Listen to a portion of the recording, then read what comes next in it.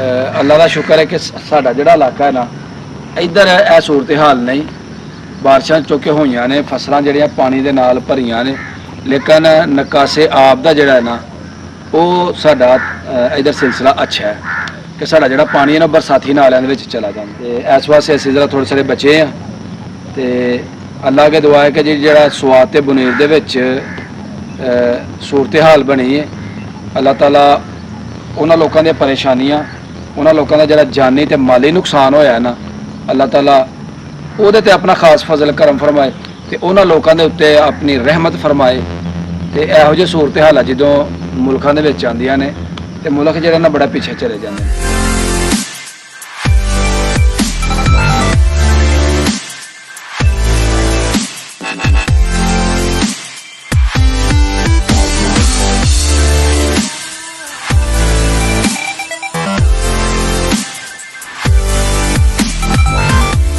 अस्सलामुअलैकुम, welcome to my new vlog.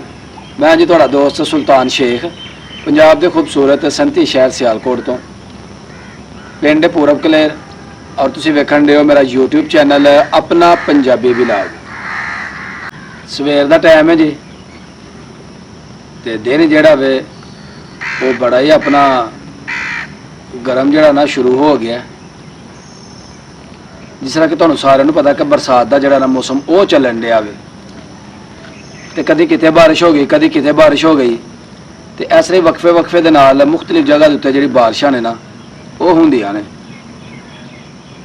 ते डेरे दे उत्ते बैठे हैं, डेरे का बड़ा पुरसकून मौसम जिहड़ा ना वो वेख सकते हो, बड़ा खूबसूरत ते बड़ा पुरअमन माहौल जिहड़ा ना वो इस वेले बने। बच्चे जिहड़े ने जिन्हां दे नाल साडी वीडियो बनदी है वो गए ने जनाब अपने आबाई इलाके बहावलपुर। तो उन्होंने मिलन तो पिछे दिल करता सी, तो इस वास्ते उत्थे चले गए ने। तो असीं जनाब इस वेले तनहा जिहड़े ना डेरे दे उत्ते वो मौजूद आ। ते जो मज़ा बच्चों के नाल आंदा सी वो चस ते नहीं है कोई भी, कि बच्चों ने छोटे छोटे शरारतां, कदी जानवरों के नाल घूम फिर, कभी जानवरों को तंग कर, कभी जानवरों को बाहर कढ़, कभी अंदर कर, कभी अपने डंगरां नूं जनाब पानी डाना, कभी चारा पाना, कभी जानवरों के नाल मौज मस्ती करना। वो काम तो इस वेले नहीं है कोई भी। इस वेले सिर्फ असीं जनाब डेरे ते कल्ले ही खड़े हैं, ना कोई काम, ना कोई कार, ना लैनी ना देनी। तो अगे हुंदा ही जरा थोड़ा बहुता कम कुम जिहड़ा ही नाल वो बच्चों ने कर लईदा ही। तो हुण ऐसा कोई नहीं, देख सकते हो हर तरफ बिल्कुल सन्नाटा जिहड़ा ना वो छाया।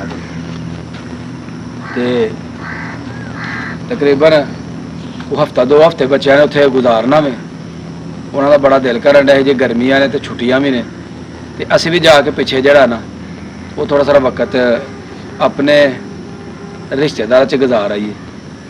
तो उम्मीद है इंशाअल्लाह हफ्ते खंड तक जिहड़ा ना बच्चे आ जांदे ते तुहानूं वहाने जनाब अपने डेरे दे उत्ते अपने डेरे दी जिहड़ी इस वेले सनसनाहट है ना वो तुहानूं दिखाने। मुल्क दे विच सैलाब दी जिहड़ी सूरत हाल है जी वो बड़ी खतरनाक हद तक है। बड़े सारे इलाकों दे विच सैलाब जिहड़ा है ना वो आया वे। साडे इलाके दे विच भी जफरवाल वाली साइड, पसरूर साइड, नारोवाल वाली साइड इधर काफ़ी पानी जिहड़ा ना चलन दिया। तो अल्लाह ताला सब ते अपना करम करे तो सानू इस मुश्किल वक्त दे विचों निकलन दे जिहड़ी ना हिम्मत ताकत दे। तो साडी जिहड़ी इंतजामिया में अल्लाह ताला उत्ते भी करम करे जी। साडी इंतजामिया जिहड़ी है साडी हुकूमत पंजाब वो इन्हां चीज़ां बड़ा फोकस करन डई है।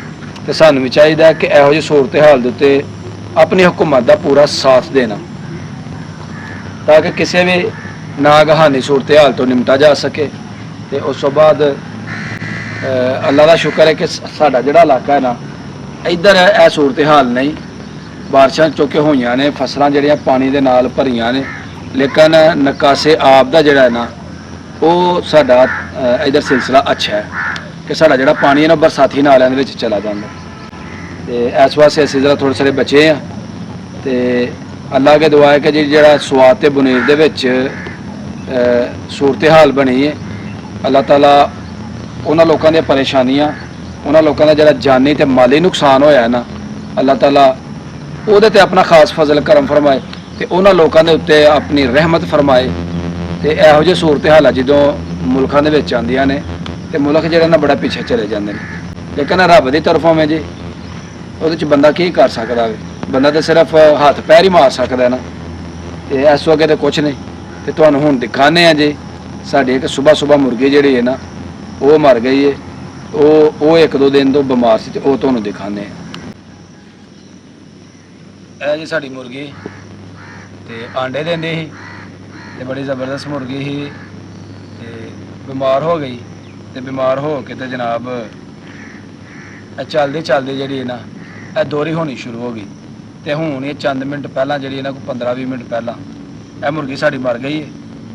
ਤੇ ਬੜਾ ਦੁੱਖ ਹੁੰਦਾ ਜਦੋਂ ਜਾਨਵਰ ਜਿਹੜੇ ਨੇ ਉਹ ਇਸ ਤਰ੍ਹਾਂ ਹੀ ਜਨਾਬ ਖਤਮ ਹੋ ਜਾਂਦੇ ਨੇ। ਹਜੇ ਜਿਹੜੀ ਨਾ ਗਰਮ ਹੈ,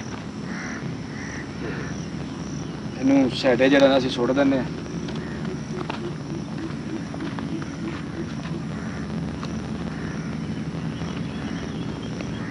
ਹਾਏ ਬੱਚਿਆਂ ਦੇ ਨਾਲ ਬੜਾ ਮਜ਼ਾ ਹੁੰਦਾ ਹੈ ਜੀ।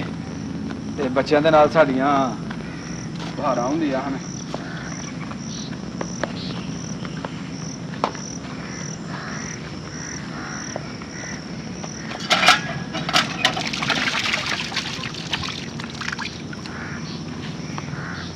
ਦੇਖੋ ਇਹ ਟੋਕਾ ਜਨਾਬ ਇਸ ਤਰ੍ਹਾਂ ਜਿਸ ਤਰ੍ਹਾਂ ਇਹਨੂੰ ਜ਼ੰਗ ਲੱਗ ਗਿਆ, ਕਿਉਂਕਿ ਹਫਤਾ ਹੋ ਗਿਆ ਟੋਕਾ ਚੱਲਿਆ ਨਹੀਂ ਹੈ।